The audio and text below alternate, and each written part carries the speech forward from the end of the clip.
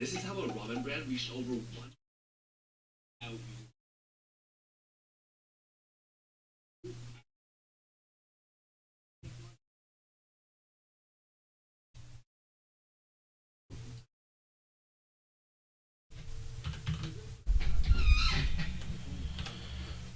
Let's see what we got for today. First things first, your boy fucked up and had something running from overnight A's session, and I'm up $9,000 on this account. Ridiculous. I need to lose about because I'll be connoisseurs today, right? Yeah, so I need to either make another 9,000 today or lose like what, 7, so I can hit the 50% consistency by with one more win or something. 50% consistency, yeah, so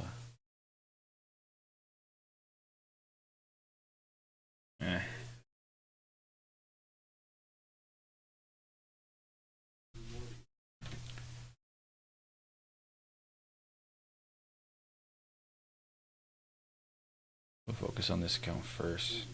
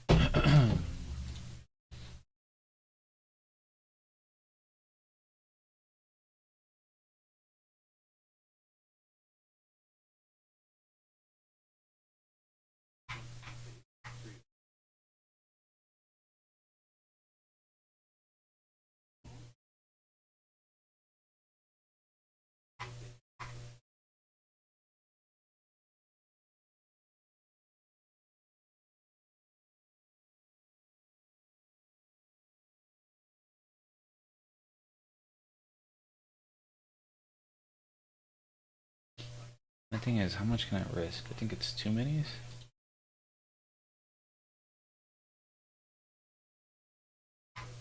Let's see.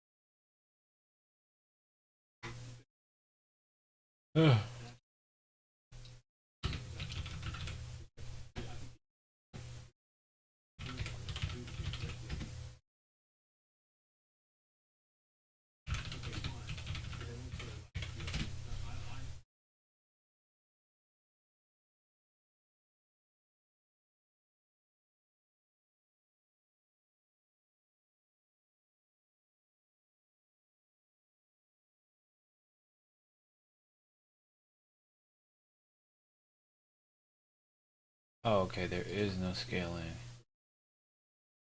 Okay, good. Okay, yeah. And then we have TJF that could play out.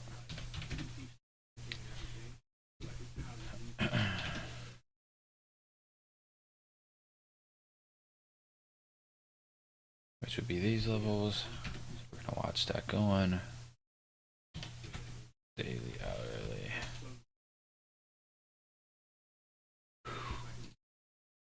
At the most, we can see a pullback into here.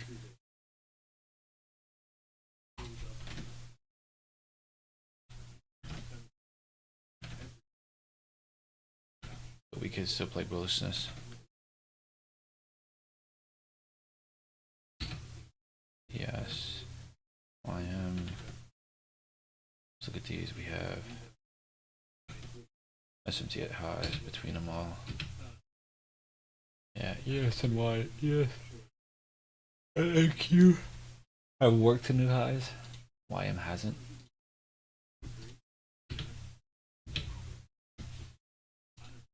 Dollar.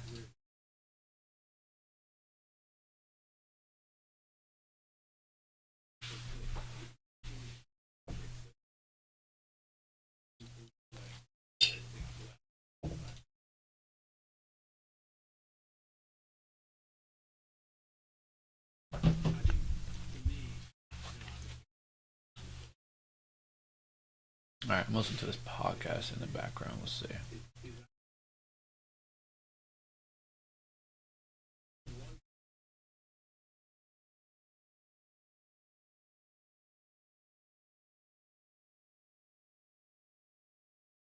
Content hubs. I was probably trading between 3 separate firms at a given time. There we go. Yeah, similar to Emil. I don't trade. Ah. I don't cross firm copy trade, right? Copy trade with the same firm, but I don't.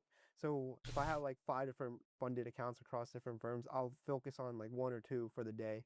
I don't trade every prop because for me, I don't see that many trades. I try to take 2 or 3 trades on average, and if I'm trading more, I'm just over trading. Just personally for my strategy, there's not that many opportunities in a day. Same really. I just trade all of them.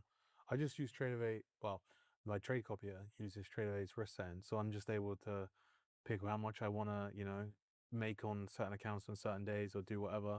And at some point, those accounts will get trailed out based on either a bad day or a good day. Protecting my downside and my upside, and then I just trade my live account again.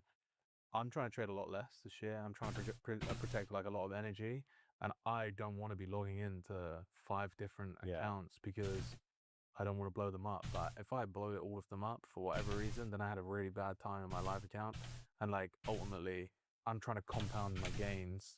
And okay, fine, I could be smart and try and avoid my losses, like avoid the losses. Yeah, we could see a run for lows on dollar. I just don't have the energy. I'm over to a do that, bullish. and I can afford to do it ultimately. So How many of you have live accounts separate to your prop firm accounts, like your own personal life? Yeah, I have. best have a case, live I would like to account. see this play as a I think rejection it's- block. At a certain point, it's And work is higher. necessary because you have all this money coming in from prop firms, and you can also If we could get higher prices on leverage yourself dollar, much higher in the live account anyway. that'll set up I mean, nicely for with most firms. bearish well, now, run that a I lot of wanna firms see don't have on- consistency rules, but they do have payout caps. And with a live account, you on can NQ. just So keep adding into a winning position and have those big outstanding days where you will get paid out that money no matter what. Does everyone have a all live right, account? we'll Or is it all have like minor buy side always- here. Mine's not like a large live account, but just because I reset it. I'll keep like 50 to 100 in there. Try and run it up, withdraw it the same month or each quarter. But I typically don't keep a lot of capital in a live account, unless your goal is really to compound to, a large amount. For me personally, I just keep enough in there for margins. Yeah, and I agree with you in keeping it simple because like one bad day, all it takes is completely one wipe fun out event that you're not in control of. Exactly right. So I only try to keep as much as I can stomach in one single day. Because I was trading with my day trading portfolio, I was like, okay, I was trading with $500, and I took a step. I'm like, if I had losses right now, how would I feel? And I don't think I could take this loss. And the thing is, you don't need the 500. Exactly, right? You Trading only need that size. 50 to 100,000 is perfect, and especially I like trading options. So that to me, taking swing positions, lead positions, that's all I need for my trading strategy. Did anyone find when going from the prop firm trading only and then trying to start a live account, was there a sort of hesitancy or almost uncomfortable feeling to risk of a full risk on your own capital? Yeah, I mean, of course it's uncomfortable. So like when you're taking a loss, that's actually negatively impacting your net worth. If you take a loss in the prop firm account, it's not until you blow the account, and yes, you have to pay for the challenge. But when you take a big loss, like I'm sure you've taken big losses, like it's actually impacting your net worth, and that feels worse, right? I think this is the whole point of trading a personal account along with prop firms, because the leverage, the capped downside, And we also have this near the opening gap. can't be beat. Proudest moment for me was after I We could try to work cashed towards. out at Apex and went to a live account. I took 5 contracts and put a limit order on the chart, and I went to Bookmap, and I could see my limit order on the chart, and I go, I am That's out. a liar.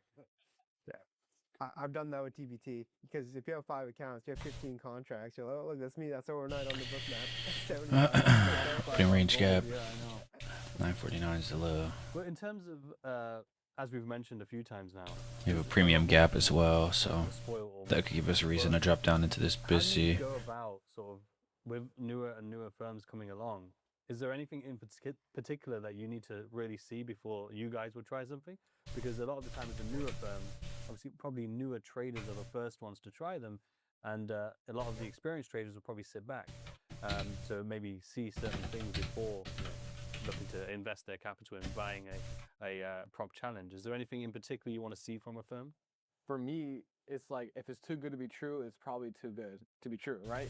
If I'm looking at a prop firm that's up and coming or new, I'm looking at the rules. Like if the rules are too easy and I feel like I can get max payout really quickly, then I would say this probably take a step back. For example, for me, top one, right? I was able to basically get max payout Make as sure the I'm on the first right live one. trader on their platform, Okay. and then they didn't do well after, right? I pretty much took their money, and I was telling everyone, I was like, I don't recommend trading this because I know at some point they're gonna pull some type of thing where either I can't trade the size I want to or anything like that because the rules are just too easy. And if you see them now, they're not really on those like top 5 prop firms or top 10 because they had to change so many rules because they made it so easy early on trying to get part of the market, right? So I always look at the rules. If they're too easy, then it's probably not going to be a good idea to invest your capital there.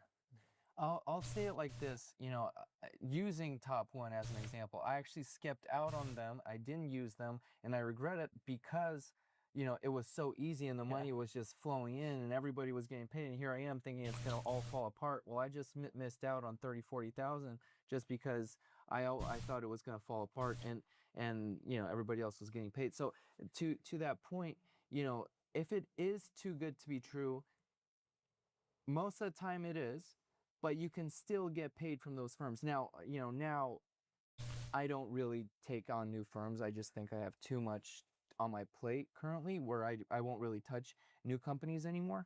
But I think there is something to be said of taking advantage of a brand new company that wants to go to market and wants to kind of capitalize S&T at the lows right now. on their share. Yeah, you just got to be, I feel like when you do it that route, you just got to be self-aware that, hey, this might go bad because they put me on a live account with $10,000 and here I am clicking the buy button and my max contract to do is 2 micros. I was like, what is this, right? So I still have that live account to this day. I haven't touched it. Not really gap. This is playing in, so what am I going to do with 2 micros, right? So it's about realizing that it could go bad. Yes, you can take some money. And it's just like, I feel like us as people who like influence others, like we got to be careful what we trade and show out in public. Cause I was very adamant about, like, I wouldn't trade this firm. Like the only reason I'm trading it is because I had such a good run with it, right? Like I wouldn't trade them. I don't recommend putting your money into it. And I think it's not our job, but like we should be able to like tell newer traders, like, hey, just stick to the big, profitable firms, the ones who have been here for a very long time. And I want to see if we could run this outside, get into this gap, then come up for these highs. Has been around for. When props come out, they're always paying out. Again, if we don't, we leave these lows intact. That's marketing. Take these highs out first, and I'll look for the quick run into here because I want to see this funding ticks. opening range gap filled before we start to run for new all-time highs. From them, but So I'd rather see the low take out first. Tops that have been pricing with their rules, and it didn't work. But if you were early, you got paid. But if you look at prop firms, like if they're new, wait 6 months, you'll get a better idea. Are you seeing people complaining online in social media about certain things? Like, hey, my payout's getting rejected for whatever reason. So that's like a criteria, I would say. Like, wait it out 6 months. Just trade with the big firms that have been around for years now. And after 6 months, they're still paying out smoothly. There's good customer support and issues are getting resolved fast. Then try them out. Don't know where the market's going next? Stop worrying. YM got a nice short set up here. On exactly what's happening in the I don't trade it though. What to expect from forex to futures to stocks to crypto. Be on top of it all free today using the link in the ego within your trading. I think if there's no outside, I'll speak for me personally. I think if there's no outside source kind of pushing my ego, it'll always kind of be under control.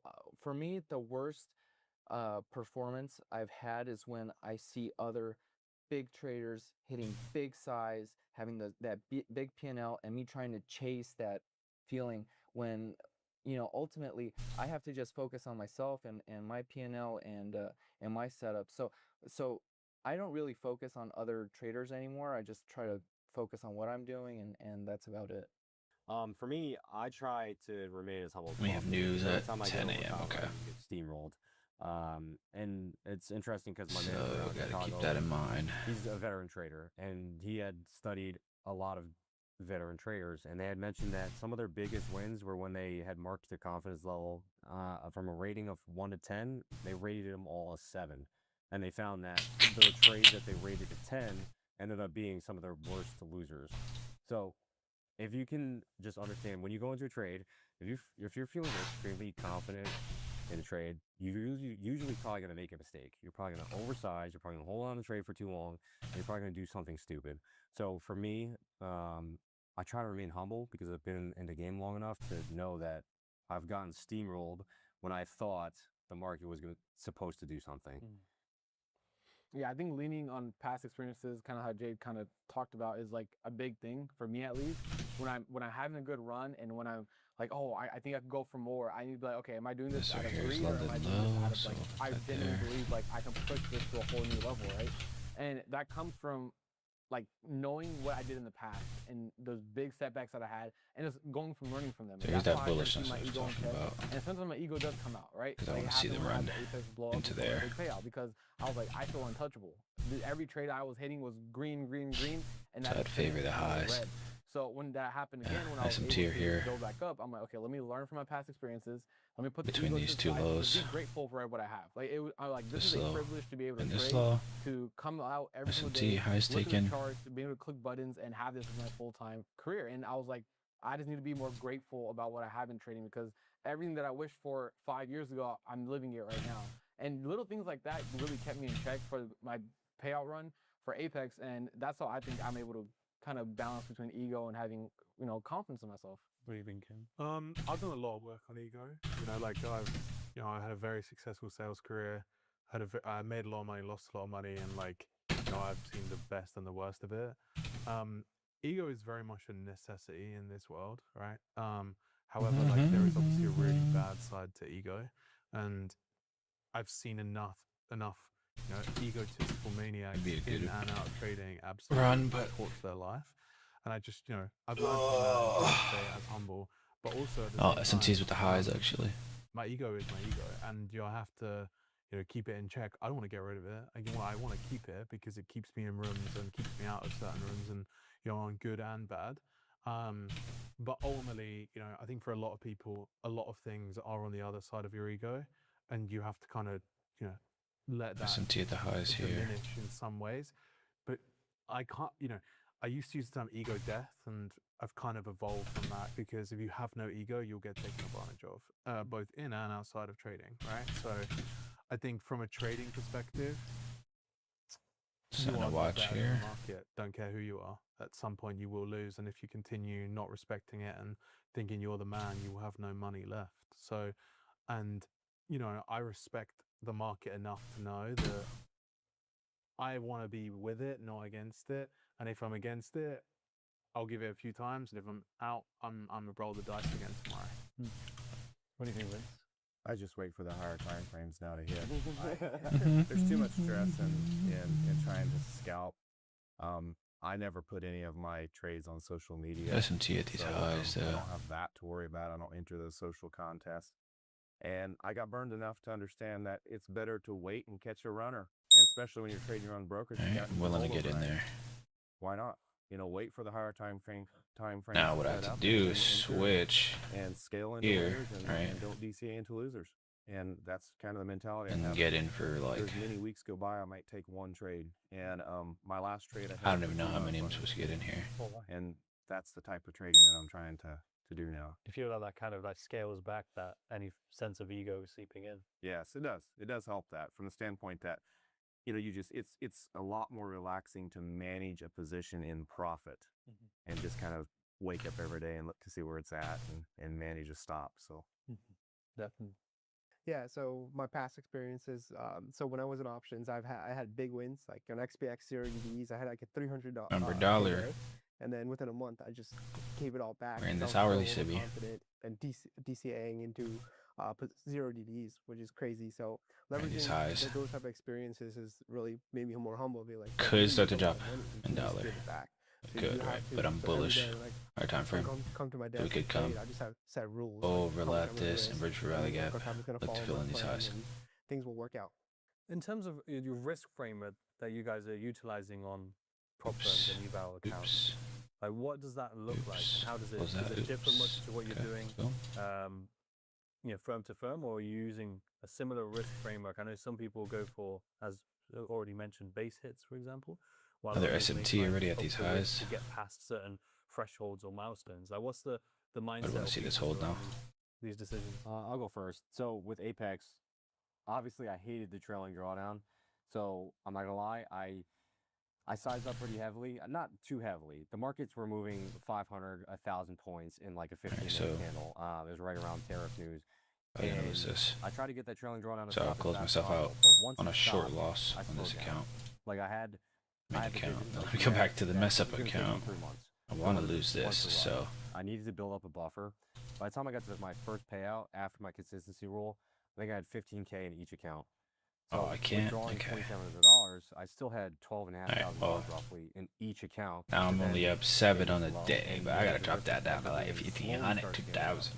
So honestly, I didn't really Yikes. increase the size that much. I was All right, still so this is aiming now for where I'm watching. 1,000 to 3,000. If I could run these highs. across 20 accounts, but that adds up, right? $1,000. Let's say if you have That's what I would want to see. $20,000 worth of buffer, I'm not going to lose 20 days in a row. Like that to me is crazy. And if I do, I probably deserve to lose money. So yeah, I try to take it as slow as possible. And I always looked at what my drawdown is. Like how many streaks have I gone on where I've lost 5 trades in a row? A lot, right? And if you give yourself 5 trades before you blow the account, you're likely to blow the account. I passed my Apex evals with news and took bases. So that's the truth. That's the God's honest truth. I don't care admitting that. I'm right with Kane on that one. I use the news to pass the evaluations, and like, look, I traded heavier on props. Like for me, I would look at props and I'm like, okay, how can I get a 20, 30x return off this? Look, it might take me, if I put in 3,000 in a firm, I can guarantee myself walking out with at least 30 hits, right? Like I can get my return back, and it's probably unpopular amongst prop firm CEOs and things of that nature. But I'm just being honest. That's just how I trade them, because if I have the buffer, the thing is I have to build a buffer. Like Jade mentioned, building the buffer and taking it slow, and then once I'm at the buffer, Yeah, if the some market TAT changes lows. on my So for favor, I'm me, stepping on it. I can live with myself blowing an account with a lot of buffer if this is a trade very this. high probability day, and I think that I can make a lot of money that day, right? Actually, I should just come wait with no until expectations, but sometimes when you're looking at the market, macro here. we're very volatile. My setups is presenting itself, and if I had that buffer built up and I build over Setups there, maybe though. like a month or two, then I'm willing to risk a higher amount, and that's just how I always traded prop firms, because I came into prop firms, like I was already profitable on options. So when I came into prop firms, I was like, how can I basically get this as extra side income, right? And once I started really going into deep in the prop firm rabbit hole, I'm like, this game could be even bigger than my live account. And like I said, Jay mentioned earlier, it helped me become a better trader. And for me, it also helped me handle size too. So when I go back to my live account, it's so smooth because I don't size as much as I do on my prop firm accounts, because it's my live account. I like to compound it over time.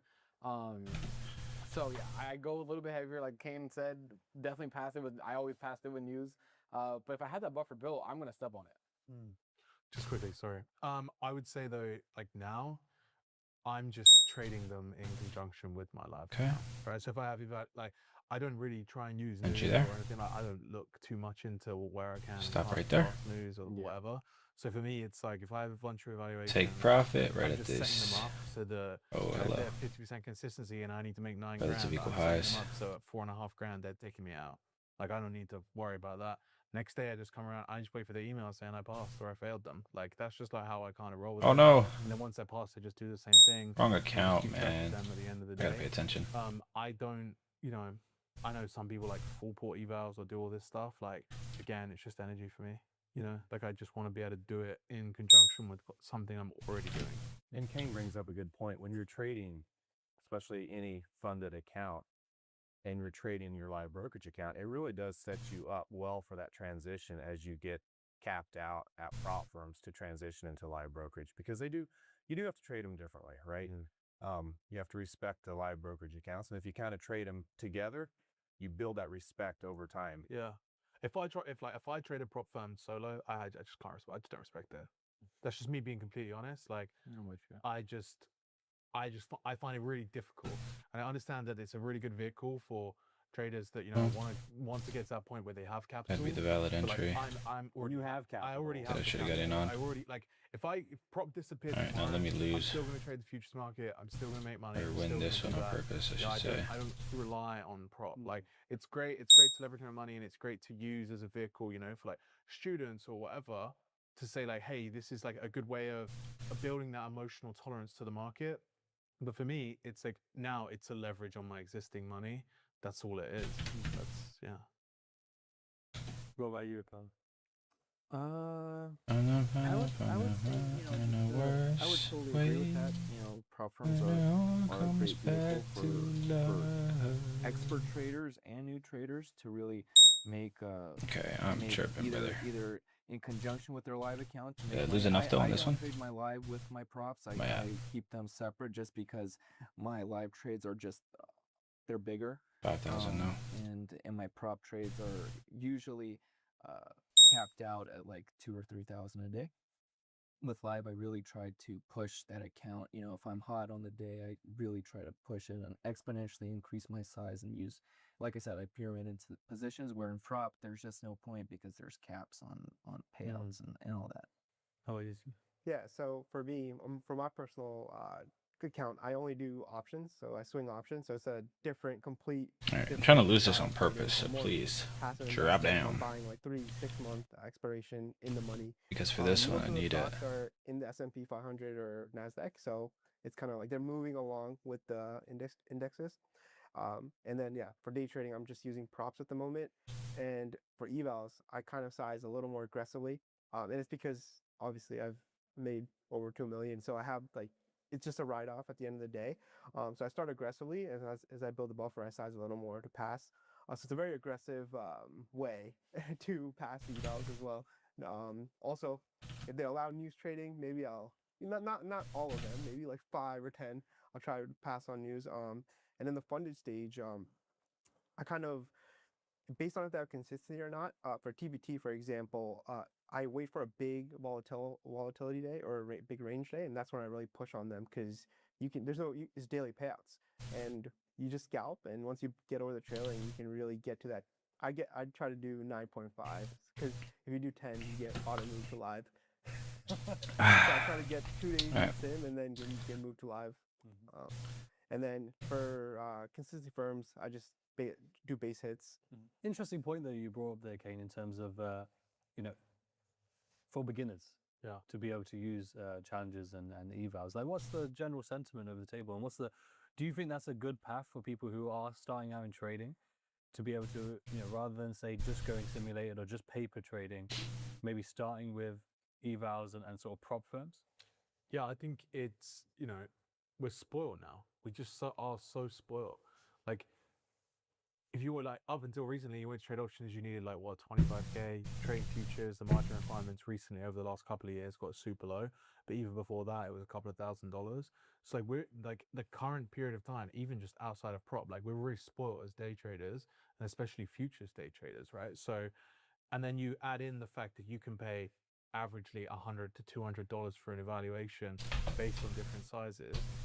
Hey, you can lose 10 times, 20 times that from the same amount of times that you would blow a live account, which most of the time is done in like a day or two, right? So it's like, you then extrapolate that out, that whole learning process then becomes way less expensive, more time, and the likelihood of you then actually potentially either making money, because there's a whole route of making money, becomes higher because you are going to actually Still need to lose purposely like another 3,000. You're going to try and hit it. You're probably going to try and make the money. Or 4,000, I should say. You still have that. It's not like you then just pull it out of your live account and feel like, oh, I just took $1,000 out that I made and it doesn't feel right or whatever.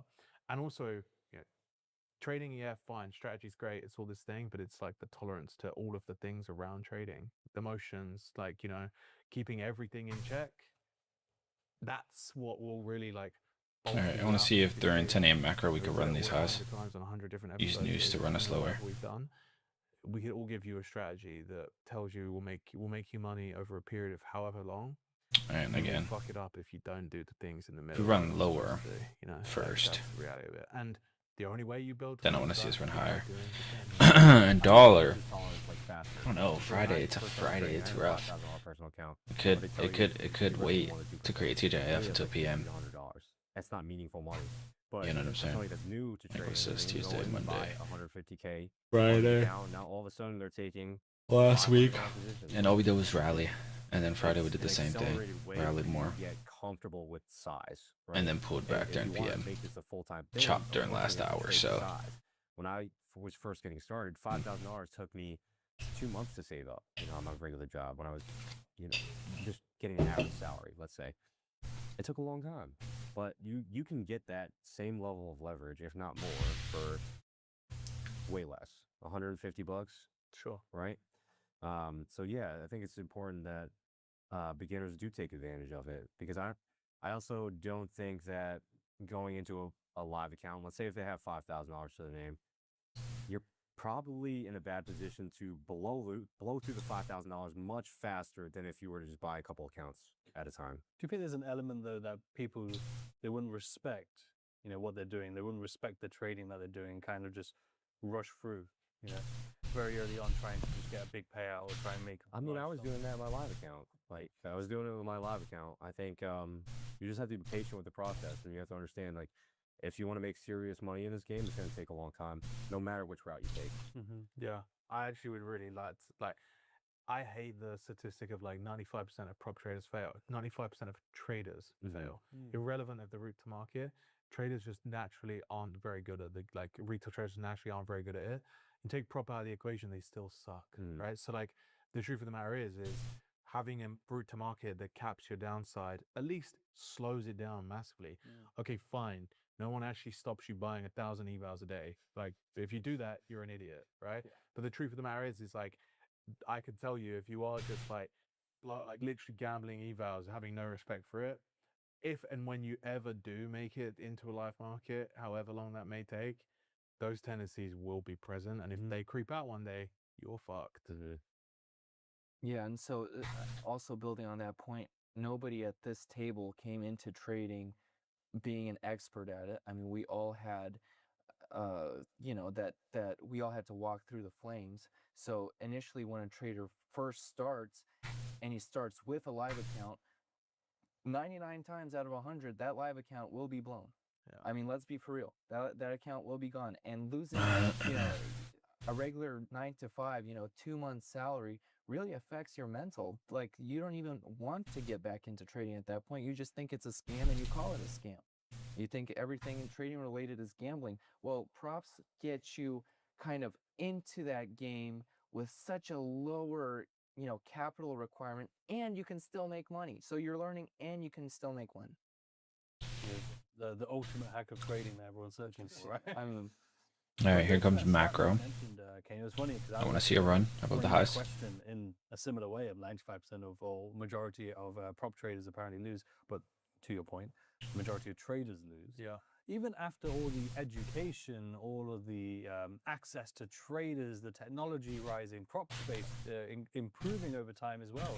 Why do you think that hasn't adjusted, hasn't changed really over the decades? I actually think the number probably has. We're just probably using an outdated number, like realistically. Yeah, I think when I was talking to Peter Tuckman, he said retail is becoming a little bit better than even like during Hughes. Dude, that's why I was tripping on dollars, which I'm at it on 1 minute. These are the people who are actually winning Out of the my retail mind. traders, while the floor traders are getting absolutely destroyed. Yeah. So I don't know the percentages, but to go on Kane's point, I think retail is getting a little bit better, and I probably because of the prop firms as well. I think the gap between institutional retail is closing, and I think it's probably closing at a fast rate. I think the statistic, though, needs to be dove into a little bit more, because I think a lot of people will get into trading and then quit. So you have to look at the stats of people that have been in the markets for 3 years, 5 years, 10 years. Like, how many of those traders actually make it? Because I think if you get past that hump where I'm not going to quit on this, I'm going to figure out what my flaws are and how to improve, I think that statistic is, probably closer to like I don't know, 30%, 20%, something like that. We think 30% of people fail after 3 years. No, 30% of people make it. Oh, 20 okay. to 30% of people Yeah, probably make it. I still think the statistics high, right? Like, and like, I guess I think I understand the angle you're kind of going in. Is like there is so much information and so many people putting out stuff online, like to the point that like, why are retail traders not getting better? You know, I think most of us in this room have probably created content in some capacity, whether free or paid, and it's like, does that actually move the needle or not? And actually, are we adding to the problem or are we taking away from it? Because, you know, I've done a lot of reflection probably the last 4 months where I actually have just realized, like, completely honestly, I have too much money to be a really thoughtful, caring mentor. Like, that's just me being really honest. Like, I really enjoy living my life, and turning up to stream on my Discord every day actually some days feels like a drain. So like, you know, by the time this airs, like I would have closed down my paid community by this point, right? So like, I won't charge for anything. I won't be putting out content. Like, my focus for me is like, I just want to be a trader again. I just want to actually do the thing that made me rich, and not like create this empire around Trader Kane and do all these things. Like, I'm gonna just do the thing that I was really good at, right? And also, like, I can just reflect and be like, I tried to do it, I didn't do it well, I'm gonna stop doing it, you know? And again, like, someone actually, I read a tweet actually, I can't remember who it was. Someone said like they, you know, they tried to Take them do the off whole sides here. mental thing, and actually they realized that like, Right, so most this of the account things that was, people, now we're it's at like, I could give you all the information and do all the things, but I'm not 2000. gonna do anything with it and do the Yeah, thing correctly. whatever. I can say You're that's actually good just set up there. to fail, and it makes me look like Gotta make I another failed. three. Okay, fine. But then also, like, you have to understand, you know, I guess this is my view. It's a greater reflection on the student than it is on you. Yeah. And it, like, again, I have students that have made more money with me than me in certain months because they're running hot and they're doing something, but they trade the way I trade. Yeah, I actually had a period like, well, in summer last year where I actually had a pretty nasty month, and one of my top students was like, "Bro, this month was fucking great." I'm like, "How the fuck did that happen then?" Like, what did you do differently than me? Like, because I had a pretty bad month straight up, and I think it, you know, it was pretty apparent that I didn't really like to grind up. But it's just like that's testament to like, you can teach someone anything and everything, but like, it's how you use it and the context that is how it's applied to in the market that really matters, right? But yeah, like, you know, we spoke about the fallacy of education in the market and all these things, that there's so much out there now. There's so much, like, you know, back in the day, I'm sure, you know, Peter Tuchman would say like, you had to buy a book to learn to trade. You had There's to do that this, you had to 60-minute consume busy we're content into on the now. floor. Like, that wall doesn't exist anymore. There's so much free content now on YouTube. There's so much free content everywhere. But also that means that there's also a lot of content, and not all that content is necessarily good. So it's like, you have to be selective about the things that you do read and don't read, and the things you do consume and don't consume. But ultimately, this game is a you versus you thing, and it's what you take from it versus what you get back, what you give back, sorry. And really, all you need to make sure is that you come out in the green, both mentally, like physically and financially. And if, as long as you can find the mix of those three, you know, who's to tell you you're doing it wrong? Because like, I know some people that trade like really, really silly ways that I think silly. They make good money. So who the hell am I to tell them they trade silly? It's my opinion that they trade silly, you know? And like, some people, you know, like some order flow traders think the way I trade, just like, it's just luck. Great, cool. Let me enjoy my lucky money then. Nice. You know? So like, I think for me, you know, again, probably a bit of a rant, but that, I think that's kind of where you were going with it. Is like, the industry is at a point where there's so much positive, but there's also a lot of negative. Yeah, like, I don't think you can change people from being human. And I think that's the whole point, is like, yeah, we're putting all this content out and we're not moving the needle, because at the end of the day, it was never about new trading concepts or anything like this. It's about personal development and becoming a different person entirely to trade the markets. It's also fascinating to me how quickly new traders' expectations change. So they enter the market, they come from a blue collar job, $300 to $500 a day, let's say. So they enter the markets, they're doing that $300 to $500 a day, but they will flip a quarter on that every single day and try to double down. But if I was telling them, think in terms of your job. If you walked out of your job every day and someone said, let's flip a quarter and double or nothing on the day, you're not going to flip that quarter. You just work all day long, 8 hours, right? You're not going to flip that Let's quarter. triple it one day. But yet we do it day in, day out as traders in the market. Yeah. Yeah, I So think think in terms of where are you in life? And anytime I always tell people, anytime. Alright, this will be my final short on this account, and then I'll focus on the other account, trying to lose the money I need to lose I to think hit we had that consistency. conversation, and like this is after I got my payout. You're like put Take like 2 off 10 grand here. on your desk. Yeah. That way you know it's real. Because when you're looking at the number on the Take screen, one off it down does into the not open feel gap. real. You'd be losing a yearly salary in a day, and you're like, oh, okay, cool.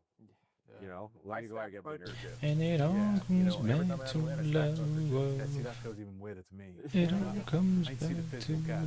Because it love. does. It like at some point the number on the screen, like, and I've had monster swings in either direction. You do have to become some numb to it at some point, at some level, because if it affects you emotionally too much, the good and the bad, like you feel really good when it's really good, you'll feel really fucking bad when it's bad. You know, I feel like I always have to be like kind of in the middle with it, but at the same time, I've been up yearly salaries that I would have I would have never fucking coin flipped my life for a year, but I will let that trade come back, and I'll let it stop me out break even. But why? I mean, and at a certain point, you need to have that. Like, you need to have that mentality to make it in trading. I mean, if you're worried about every $100 loss, you will not make it. Because as traders, your job is to take that risk, to use your money, and to multiply it. You have to take the risk. And I tell this all the time to some guys that ask me questions. God damn. Done like- so much. Are you okay with losing money? If not, then this is not the career for you. Just Well, I think the goalposts are always moving I too. just The got more up and more on money you my get, own like in if the you try and get worst a billionaire's way. time and you offer him When 25K, it all and you're like, comes back nah, to absolutely not. You know. love. So as your finances are progressing, those goalposts keep moving, and I think, in my opinion, you should be Respecting this finding what 15-minute you're gap, we comfortable with. might be If you're off too size, comfortable, brother though, mine. it's probably not a good place Might to be be looking for because them your loans body into makes all-time mistakes, highs here. and not manage it correctly. So you need to We have inverse enough this. size on where it's gonna make you sweat a little bit, but not too much size and not the other way either. Yeah, keep you attentive, but not like keep you like over managing it. Yeah. Or if you take the loss, then you're not gonna be depressed for the rest of the day. I'm always depressed. Kidding. Vince, obviously being in the prop space for such a long time and having the first record payout, the first 7-figure payout, and then since then, no doubt probably have seen numerous come along, many at this table, but many who aren't at this table. Is there anything that you've noticed through those years that really stands out as a reoccurring theme amongst these top performers, even if it's not 7-figure payouts, but these top performing traders that you may have come across or observed through social media, through the community, that have a reoccurring theme to what they're doing or the way they are? It's been interesting to see that they really protect the downside. They manage their loss days, and it's interesting to see users that step out early in the morning with a loss, and they're willing to set out that day. Their head's not in the game. It's also interesting to see how many $1 million traders are out there that did it on micros. That's pretty fascinating. We see a lot of traders that scale into winners, and another quite common characteristic is that they don't DCA into losers. That's the number one way that PA accounts in our case are blown up is DCAing into losers. And we, on the flip side, like I said, we don't see a lot of people that are scaling into winners. Yeah, And there's a lot a of lost. great traders are entering positions, and then they scale up as those positions move in their favor. And it's easier to do with micros, and there's no shame in micros, especially in some of these volatile markets. You know, enter and start protecting the downside, and then scale in as that position works. But it's loss management. It's when they have a loss on the day, being able to step away, and especially when you see that loss in the first hour or two, and they step away for the rest of the day. That's noteworthy. It's interesting you mentioned that, actually, because it was leading I to am the in- point that was made earlier in terms of having like a 2-trade rule. How many of does everyone Complete tilt share mode. a similar sort of rule set in terms of like having a limitation on trades? Yeah, I do. Yeah? Just because Aren't I? earlier in my career, I go off the rails, and I've had days where I'm taking 100 plus. Yeah, I'm trades. tripping, bro. What am I doing? I see the journals. I see Holy people posting, shit. You know, Oh, shit. some of their best days are when they take 1 or 2 trades, and then they have one day where it's like they take 40 trades to make less money. To me, that's like you're working way harder than it needs to be to try and make that money. Like I think Alright, 1 or here's 2 that volumes SMT. is more than enough. Yeah, for me, I don't cap how many trades I can take if I'm, because some days I just am so in tune with the market and there's a lot of opportunity, right? Those are days I really push. But one trading rule that I've never broke, like this is my holy grail in my life account, I never go past it, is if I take 2 losses in a single day, I'm done for the day. I'm shutting it down. I'm not giving that third opportunity. If I win one, lose one, I'll give it a third chance, right? And if I'm winning, I'll keep pushing back. And I think you mentioned before, like, whatever you're at the peak, you're not going to give more back than 30%. And I'm kind of with that. If I lose my last trade after 2, 3 wins or whatever, and I'm giving back like 10, 15, 20%, I'm like, that's fine. I gave it another go. I think the trading day was still high probability. My setup was there. I'll keep going. But if I take those 2 losses initially, I'm done because I know myself. And I know that if I take that third loss, it might even factor into the next day and the next day after that. And then it could just snowball into something bigger that it doesn't need to be. It's funny that that you mentioned that third loss. For me, I don't have a set loss. You know, I just don't. But it just so happens that after that third loss, my performance just goes all the way down. So I don't have a set amount, but I do typically walk away. You know, if I don't hit 3 trades in a row, then something's wrong. Like I'm not seeing it that day at all. I look at it from a net perspective. Back when I was trading prop, if I had my first trade was a win, I would allow myself another trade. If the second trade is a win, then that meant I was up 2 net wins. If I then entered the third trade and it was a loss, then that meant that I had 1 net win, right? And anytime I hit 3 net wins or 3 net losses, I stopped. So I always looked at it as a net from a net perspective, and that seemed to work really well. Okay, so in that case, would you do? Let's say you had 2 net wins, you took that a loss back to 1. You could keep going to 3. You could keep trading. So in theory, you could trade all day if you were just win, loss, win, loss. And as long as you didn't move your stops, you could trade all day, in the day, break even, or maybe add a commission loss. So it kind of kept you in the game. But Yeah, essentially 3 net losses means you hit your max daily loss. That's right. Yeah. What am I doing, And it bro? worked quite well. Not as sure. I mentioned, my average is 2-3 trades, and that helps me stay patient. But I'm already in. It is what it is. Usually I'm looking for Jesus bigger moves, Christ. like at least like 40, 50 points.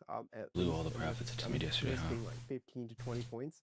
Answer's yes. and The answer's I used fucking to trade yes. a lot more, and that's when I realized like I was getting very emotional. The more I trade, getting really attached to the P&L. So that's why I came up with this rule of just 2 or 3 trades. Kane, do you have anything? No. I would just stop trading around certain times. So like, I'm just trying to trade the 4-hour candle, right? So I'm just trying to be in a candle, like a 4-hour candle that's going to go in one direction. And typically, I just want to play around the opening price. So either I want that candle to move away from the opening price, or I want it to reverse, like under it or above it. So, and that for me, like based on data, should happen within the first hour of that 4-hour candle. And if it doesn't, I'll take a few stabs at it. Maybe I'll get a break-even trade. Maybe I'll get a win. Maybe I'll get a small winner. Like, I don't know. But like most of the time, Alright, bro. On like what your GG, I'm getting percentage